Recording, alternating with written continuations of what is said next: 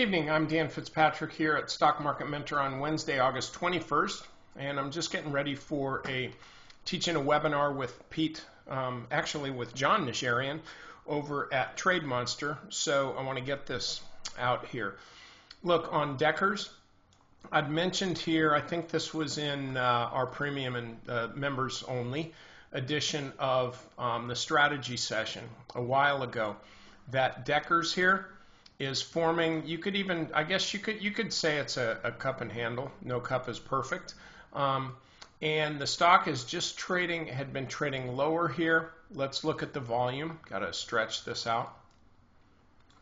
Yeah, it had been trading here on lower than average volume. That's what you want to see in the handle of what you think is a cup and handle. You want to see just kind of general consolidation, light volume. You don't want to see a lot of volume where you're thinking that, you know, there's still some real selling going on. We saw a lot of selling back here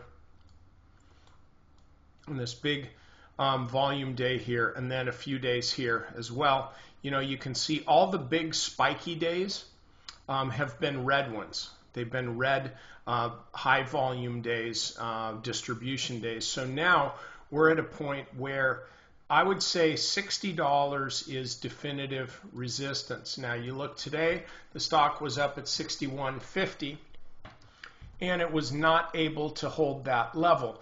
The market's weak. Frankly, I think that has a lot to do with it. I'm not really buying much of anything, but here's what I want you to do. Just keep an eye on Deckers, because if the stock does start closing above $60, you're probably going to see the start of the next leg higher, because this has been consolidating for quite a while.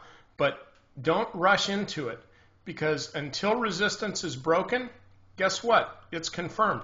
And so we have yet another day today where this resistance line has been confirmed. So you don't want to be there early.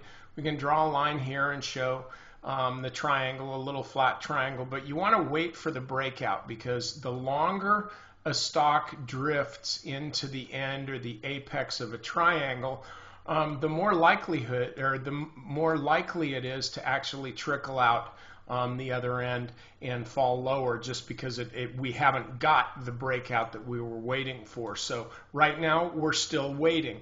Wait for a close above 60, and then I think you can pull the trigger on Deckers.